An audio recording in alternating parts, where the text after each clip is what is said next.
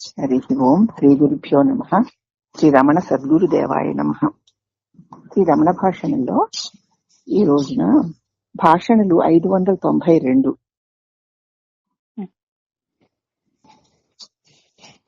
నిన్నటి భాషణంలోనే అదే సమయంలో కొందరు స్త్రీలతో మాట్లాడుతున్నప్పుడు భగవాను బ్రహ్మ కీటక న్యాయాన్ని గురించి ప్రస్తావించారు.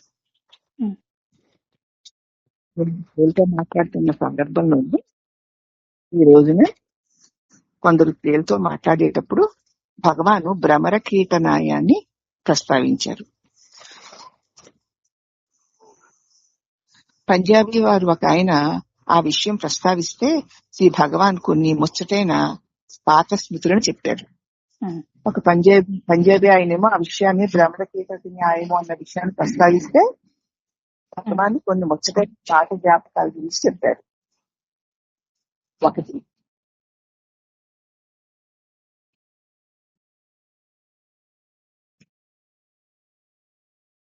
భ్రమర న్యాయం అని ముందే విని ఉన్నాము. తిరువణ్ణామలై వచ్చాక కొన్నాళ్లు గురుమూర్తంలో ఉండగా దాన్ని చూశాను. భగవాన్ చెప్తున్నారు అనమాట. భ్రమరం లాగా ఒక కీటకము ఎలాగ భ్రమరంగా బయటకు వస్తుందో దాన్ని విన్నాను గాని తిరువణ్ణామలై వచ్చిన తర్వాత కొన్నాళ్లు గురుమూర్తంలో ఉన్నప్పుడు దాన్ని నేను చూశాను.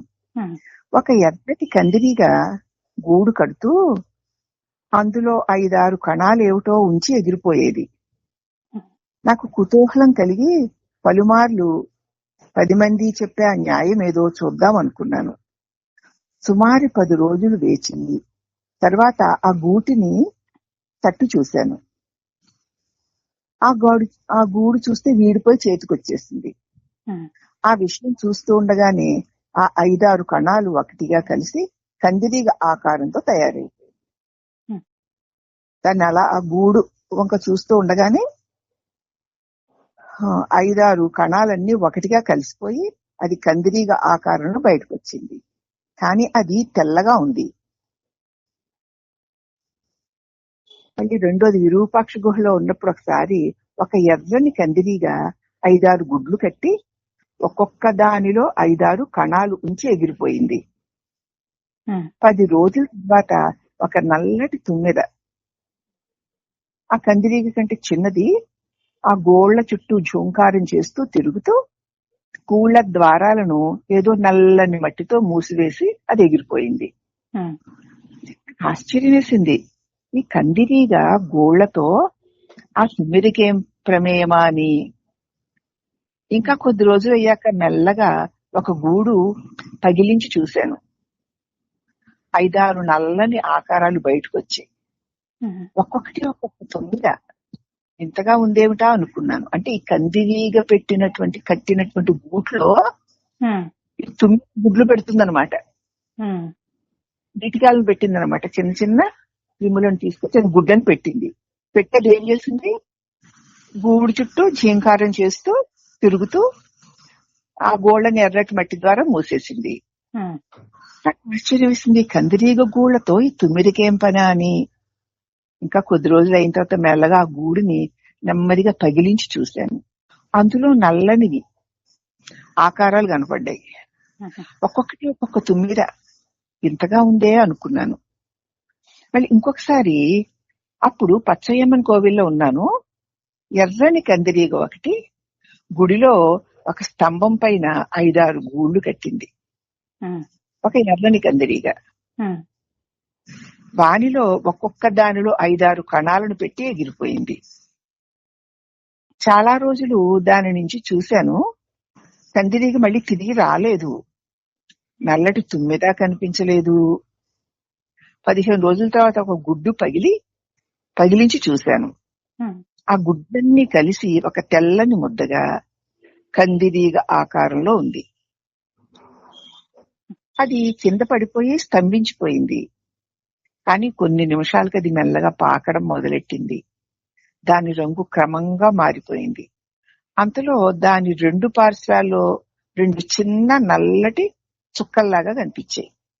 నేను చూస్తూ ఉండగానే రెక్కలు తయారయ్యి పూర్తిగా ఎదిగిన కందిరీగా నేల మీద నుంచి జూమని ఎగిరిపోయింది.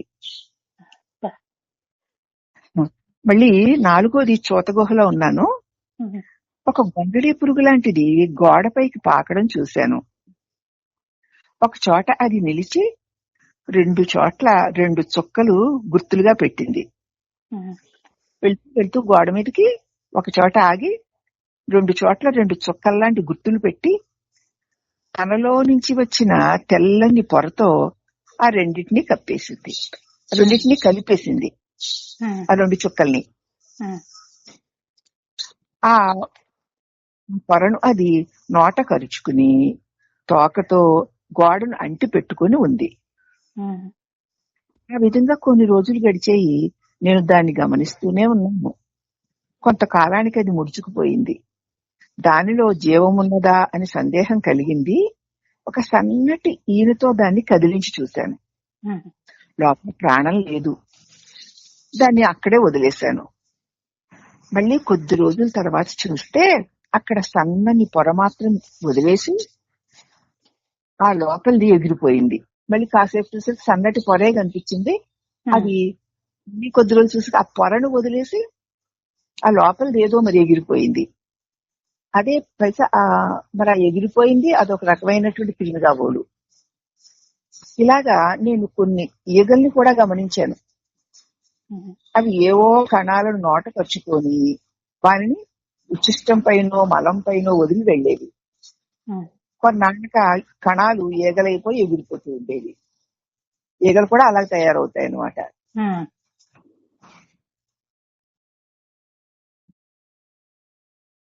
అవి ఈగ గుడ్లుగా కావచ్చు భగవాన్.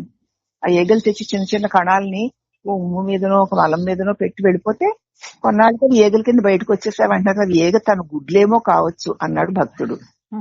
కానీ అవి కదిలి మెలితిరిగి చివరికి ఈగ ఆకారాన్ని దాలించాయి.